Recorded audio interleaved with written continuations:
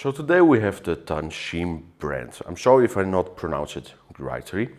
And this is the Force model. So this one is not like, I would say, very new. It is a new release, but it has been out for a little bit of a while. And I do understand why they send them out, because they really want to know how I think about these. And one thing I did notice when I use these, especially now when I look at those grills, they have some small pattern inside. Also the speaker or drivers inside these headphones are huge. It's really impressive how big they are. They're almost like full of the body. But also the cable, it clicks all very tight. It even has the swappable like audio jack. So now I have the USB Type-C on it because my phone has USB Type-C.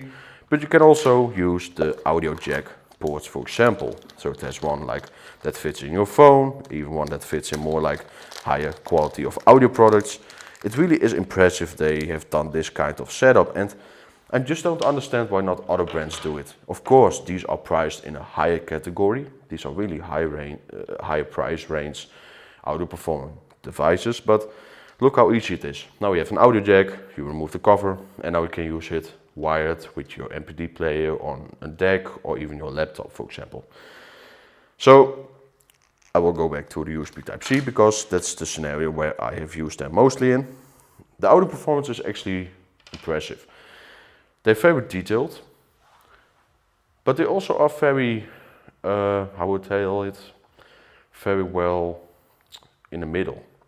So this means they really try to give you details, but yeah, the brand is definitely also very focused on keeping the audio pretty natural, but also realistic, because there are a lot of these headphones out there, a lot of brands. I've tested out a few now. It's really impressive how many different brands there are, or different models, even from this brand. But they all have a different kind of audio range. I will soon also have the Vola of this brand, but that one's still under embargo, so I can't really share it out yet. But that one has a different sound stage than this one. So it's really impressive to see that they have different kind of sound stages, but with this brand I did notice they still try to keep it similar. So they don't want to have too big of differences. I mean, this is a pretty good thing, because if you make products sound so much different, then it's pretty difficult at the end to say which one is really the good sounding speaker or good sounding headphone or good sounding anything. So at least this brand really is focusing on keeping the audio similar in their different models. But I can definitely say the Force is a pretty powerful unit. And I do think that, especially with the carrying case, but also the overall feeling with the packaging and everything, you have a pretty premium feeling experience. The only thing where I would say is that, because I use this one with the USB Type-C, USB Type-C sadly has one downside. Even though it is a wired connection, and even my Vivo X200 Ultra has a pretty good DAC built in, it always has a bit of a digital itching sound. So if you really want the best audio out of these headphones, because I also test them out with my laptop, you definitely actually need to use an audio jack, but also a device with no USB Type-C port, because USB Type-C is really, really not a bad port, but it's always still is a bit more digital than analog in or output. So yeah, you swap it out and then you go to audio jack for sure. But on the go, and if your phone really has USB Type-C, the quality difference is not too big to say that they sound bad with USB Type-C. Absolutely not. It's just a bit more digital experience.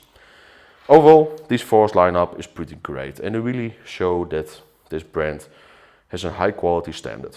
The price is also high, but you definitely hear it and you definitely feel it in the product. Because when you have the KZ or some other smaller, cheaper brands, they also sound pretty great. And they also have good cables and everything, but you feel on the cable, you feel on the headphones, you even feel, especially on the packaging, that those brands are really having a small gap in making any profits on those headphones. While with this brand, there are profits, but they also really provide you with a pretty good sounding experience.